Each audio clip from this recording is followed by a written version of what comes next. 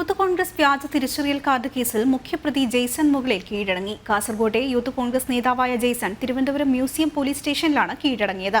Case അന്വേഷിക്കുന്ന crime branch സംഘവും സ്റ്റേഷനിലെത്തി വിവരശേഖരണം നടത്തി.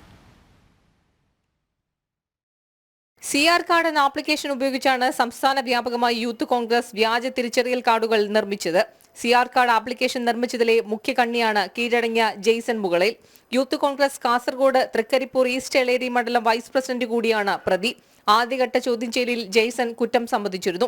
ആപ്ലിക്കേഷൻ നിർമ്മിക്കാൻ എളുപ്പമായിരുന്നുവെന്നും ഇതിനുള്ള സാങ്കേതികവിദ്യ താനാണ് പറഞ്ഞുകൊടുത്തതെന്നുമായിരുന്നു ജെയ്സന്റെ മൊഴി.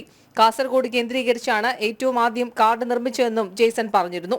മ്യൂസിയം പോലീസ് സ്റ്റേഷനിൽ പ്രതി കീഴടങ്ങിയതിന് പിന്നാലെ മുഖ്യ തെരഞ്ഞെടുപ്പ് ഓഫീസറുടെ പരാതിയിൽ കേസ് അന്വേഷിക്കുന്ന ക്രൈംബ്രാഞ്ച് സംഘവും എത്തി. ഡിവൈഎസ്പി ജലീൽ തോട്ടത്തിലും സംഘവുമാണ് സ്റ്റേഷനിലെത്തി വിവരശേഖരണം നടത്തിയത്. അതേസമയം അറസ്റ്റ് രേഖപ്പെടുത്തിയ ജെയ്സനെ ജാമ്യത്തിൽ വിട്ടയച്ചു. ഇയാളുടെ സഹായി രാകേഷ് ആനന്ദിനെ നേരത്തെ പോലീസ് പിടികൂടിയിരുന്നു. രാജ്യസുരക്ഷയെ ബാധിക്കുന്ന കേസിൽ യൂത്ത് കോൺഗ്രസ് സംസ്ഥാന അധ്യക്ഷൻ രാഹുൽ മാങ്കൂട്ടത്തിലിനെയും മുൻപ് പോലീസ് ചോദ്യം ചെയ്തിരുന്നു. ജനം, തിരുവനന്തപുരം.